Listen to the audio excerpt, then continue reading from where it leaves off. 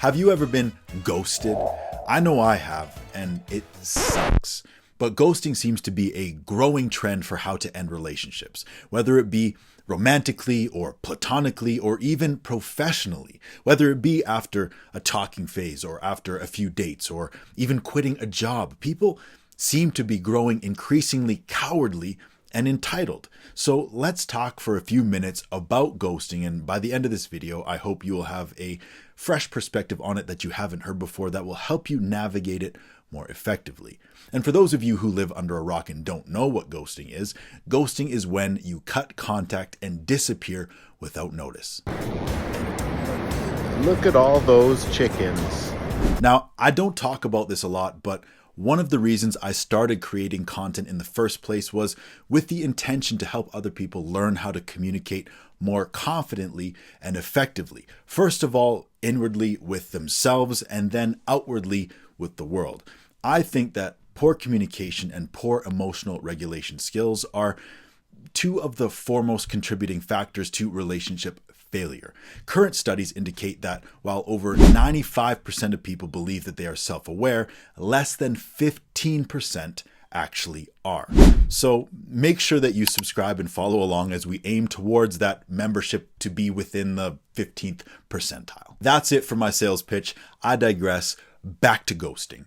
The inability to have difficult and uncomfortable conversations is the very definition of cowardice.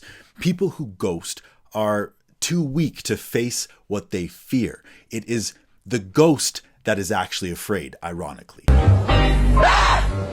And I say this as a man who has ghosted before. I decided that their feelings were not important and that I owed them no explanation because I didn't want to face the shame. I didn't want to look them in the eyes and let them down and see them hurt. So instead, I stabbed them in the back. It was pathetic and regrettable that I ever acted in that way. And I have since apologized, not that that fixes it or makes it okay, but I have come to the belief that the only time that ghosting is really an acceptable option is if you have communicated a boundary and a desire for disconnection that is not being respected.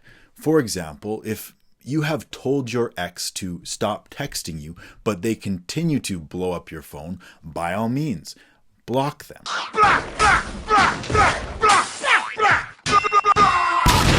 That is not ghosting nor abandoning someone. And I guess sometimes friendships can fade away, but that's not really ghosting either. If the friendship has drifted apart and you've been flaking on each other and not really responding to each other, I don't think that you need to call them up on a Sunday afternoon to say, hey bro, I don't think that we should be friends anymore. Sometimes things just fade away. But that's also not what we are talking about here. We are talking about going from something to nothing overnight, 100 to 0, real quick. Real fucking quick, nigga. I know I'm not saying anything new here. I'm basically just stating the obvious. We all know that ghosting is messed up and that it hurts and that it's unfair. But what I do find interesting is that how many antisocial behaviors have become increasingly commonplace and acceptable in the modern world. It's like modern abundance and access allows people to be cowards in a way that we wouldn't have been able to be before. Ghosting is a byproduct of our environment. Most people today live in large cities with millions of people and thousands of jobs, and everything and everyone becomes temporary and dispensable. In a sea of passing strangers, even first impressions become less important. I imagine that it's a lot easier to get away with being a terrible human being and hiding your tracks in a group of 1 million people than it is in a group of 20. First impressions and maintaining relationships or your reputation and social etiquette probably become a lot more valuable to you if there are only 200 people in your village and you have to rely heavily on maintaining harmony within the community and being a contributing member of that community in order to survive. But nowadays, If you pull a no-show and ghost a job, there's 1,000 others to apply to, often with little to no consequence. Same thing goes for relationships. If you hook up with someone one day and never speak to them again, you can continue to do that over and over and over as long as you have access to willing participants, such as the nature of hookup culture. But do you really think that these behaviors would be scaled to the degree that they are right now if we only had access to a few hundred people within the couple mile radius of our lifetime and did not have access to the survival essentials and healthcare and contraceptives that we enjoy today? I'm sure that you can think of many other social and relational behaviors that have been deeply affected by the evolutions and inventions of the modern world as well. We swipe through people and jobs like Tinder. The second that we feel uncomfortable, we quit. We can live in complete isolation and still survive. We don't need functional relationships with neighbors or friends to make it through a drought or a cold winter. We can just order Uber Eats. So yeah, I guess this isn't really the most helpful video I've ever put out, at least for value of advice, but maybe you've at least found it interesting in that it can help you step back and look at a few of our social behaviors from a new perspective.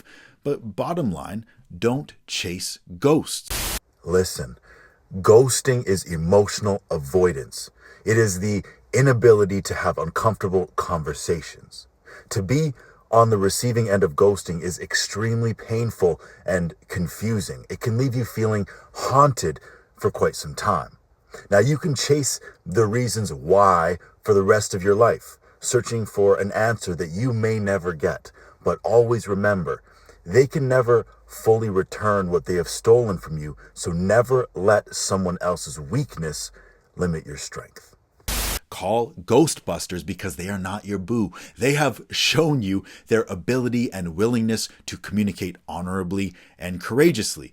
And so the only question that you need to answer is, do you want to build a relationship with someone like that? I know that it's not fair that they just vanished into thin air and it feels like they owe you something and you can't move on until you get closure, but you are better off moving forward, not being tied to people like that. Closure is actually internally found. It is not externally received.